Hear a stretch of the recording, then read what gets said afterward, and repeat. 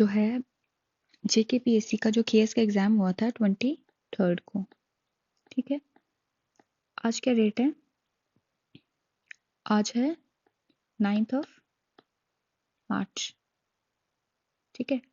अब 23 को पेपर हुआ था, आज 9 है, तो 13 डेज तो हो गए पेपर को। तो एक्सपेक्टेड जो इसकी डेट होनी चाहिए थी वो विद इन, जो भी 21 से आज तक जो भी आया है, 21, 22, 23 में जो पेपर हुआ था वो जो है विद इन 13 टू, मतलब 12 भी आया है, बट 13 टू 15 डेज में रिजल्ट आ जाता है। तो हम ये होप कर सकते हैं कि जो रिजल्ट है वो 10 मार्च को आ सकता है, ठीक है। 10 मार्च को आएगा और जो अपडेटेड आंसर की है वो भी आ जाएगी। तो चलो रिजल्ट जो है वो तो आ जाएगा। अगर मैं अपनी बात करूँ तो मैं खुद भी इस एग्जाम में बैठी हूँ और मेरे जो हैं वो 80+ नंबर बन रहे हैं जीएस 1 में, ठीक है, और 95 बन रहे हैं, 95+ जीएस 2 में बन रहे हैं।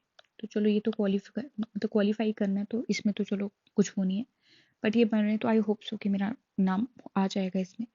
बट ये है कि मैं ऑलरेडी भी मीन्स लिख चुकी हूँ, तो मैं थोड़ा सा आप लोगों को गाइड करना चाह रही थी कि आपको कैसे पेपर को मेंस के लिए कैसे करना चाहिए, मेंस के लिए कैसे तैयारी करनी चाहिए। ये मैं थोड़ा सा, मुझे ये था कि मैं बताना चाहती थी सबको।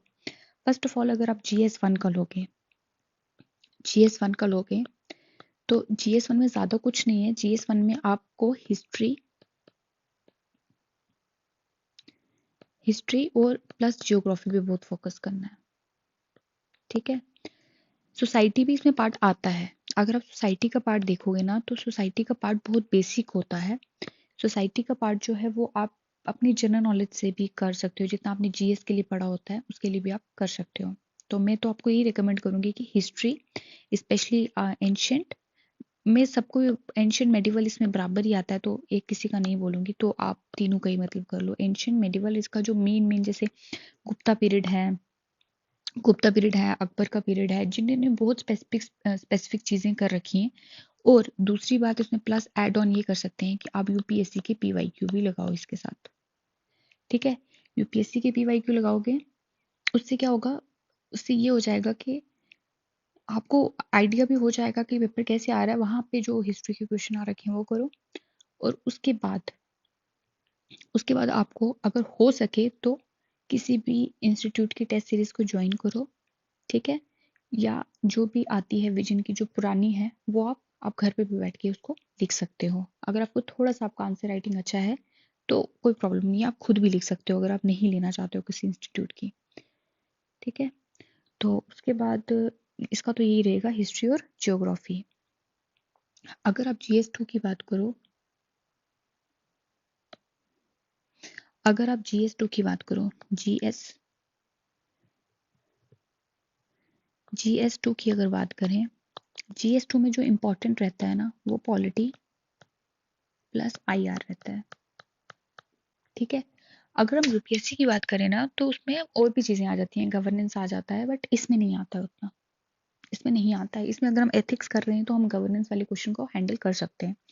तो जीएस 2 में अगर मुझे कोई बोलेगा पॉलिटी, तो हम लक्ष्मीकांत से जो पढ़ते हैं वो बहुत बेसिक होता है, उतना भी कर लें तो बहुत है, ठीक है। लक्ष्मीकांत से कर रहे हो आप, और प्लस कोई भी करंट अफेयर अगर आप कर रहे हो, कोई भी करंट अफेयर, चाहे वो विजन की उठा लो, फोरम की उठा लो, किसी की भी उठा लो, करंट अफेयर में जो पॉलिटी के आ रखे हैं टॉपिक, जो भी हॉट टॉपिक थे जो आप डेली बेसिस पे सुन रहे थे, आपको वो सुनाई दे रहा था चाहे आप करंट अफेयर नहीं भी कर रहे थे, तो वो क्वेश्चन आपको अच्छे से कर लेने चाहिए, ठीक है। पॉलिटी से रिलेटेड आईआर का भी वही है। आईआर की जो भी आज के टाइम पे जो भी चीज़ चल रही है, जैसे आज के टाइम पे अगर मैं बात करूँ तो यूएस और यूक्रेन का बहुत वॉर चल रहा है, उसका यूक्रेन का रशिया के साथ जो चल रहा था, बट यूक्रेन का अब यूएस के साथ भी बहुत अच्छा वो टसल चल रहा है, ठीक है। तो वो भी एक अच्छा क्वेश्चन बन सकता है, ठीक है।